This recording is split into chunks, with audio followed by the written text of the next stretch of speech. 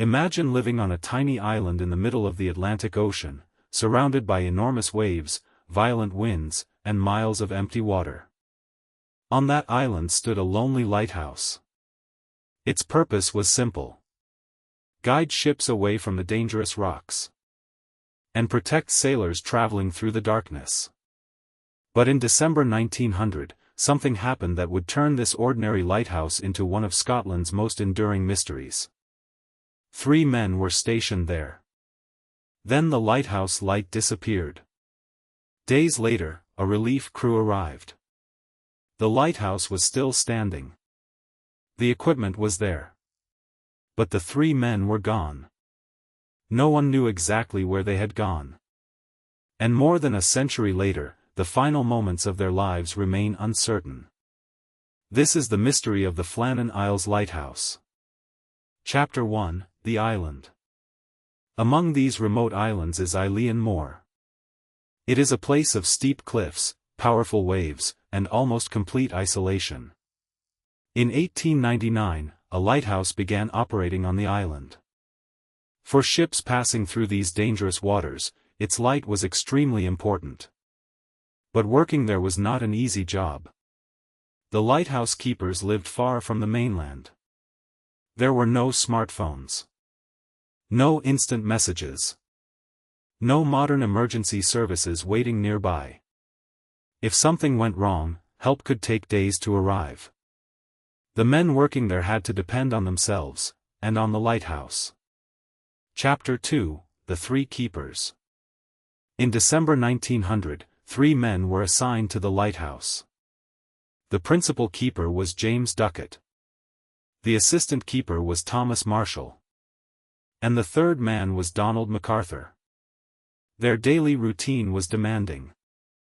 They maintained the lighthouse. They watched the weather. They checked the equipment. And most importantly, they made sure the beacon continued to shine. For weeks, everything appeared normal. But then came December 15th. Chapter 3: The Light Disappears. On the night of December 15th, a passing ship noticed something unusual. The lighthouse light was not visible. For a lighthouse, this was a serious problem. The beacon was supposed to guide ships through the dangerous waters. Why was it dark? Had the equipment failed? Had the keepers become sick? Or had something happened on the island? At the time, nobody knew. And because the island was so remote, there was no immediate way to investigate. The mystery had already begun. But nobody on the mainland knew it yet. Chapter 4: The Wait. Days passed. The lighthouse remained silent. Then, on December 26th, the relief vessel Hesperus finally reached the island. The crew expected the 3 keepers to greet them. The ship's crew tried to attract their attention. There was still no response. Something was clearly wrong.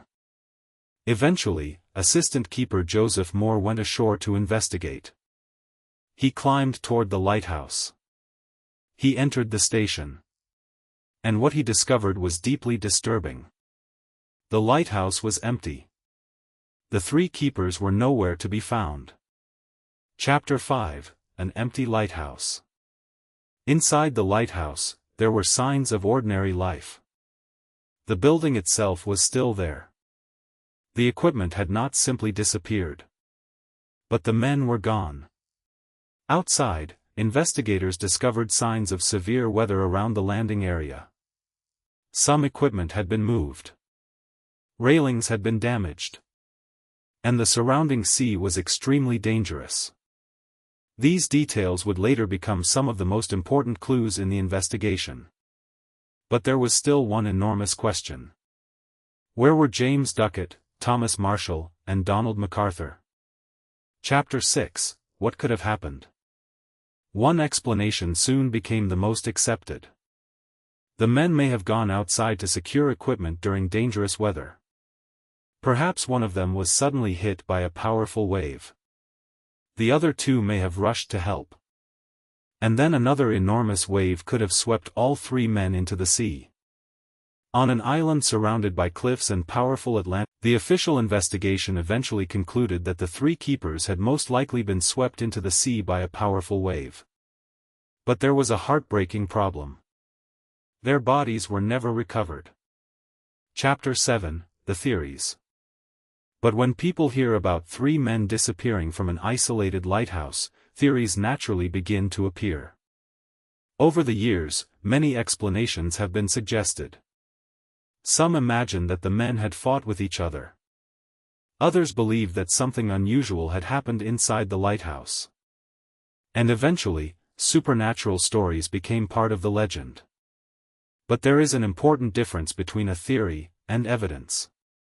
There is no reliable evidence proving that a supernatural event occurred. There is no confirmed evidence of murder. And there is no definitive discovery explaining exactly how the three men disappeared. What we have are historical records, physical clues, and an investigation that pointed toward the sea. Chapter 8, What We Actually Know. More than a century has passed since the disappearance. And the mystery still attracts people from around the world. But if we separate fact from legend, the story becomes even more fascinating.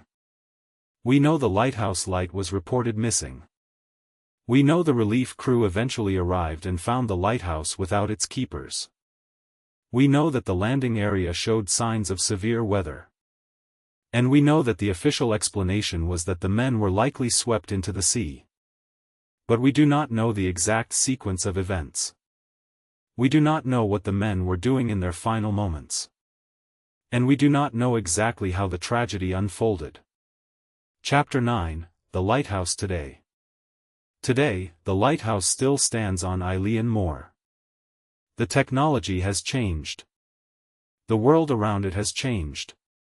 But the cliffs remain. The Atlantic remains. And the lighthouse still looks out over the same dangerous waters. It has become a reminder of the dangers faced by lighthouse keepers who lived in isolated places long before modern communication and rescue technology existed. Three men went to work on a remote island.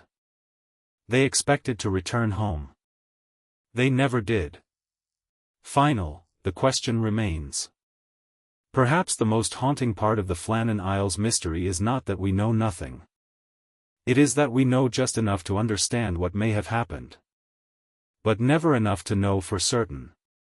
Maybe a massive wave swept the men into the Atlantic.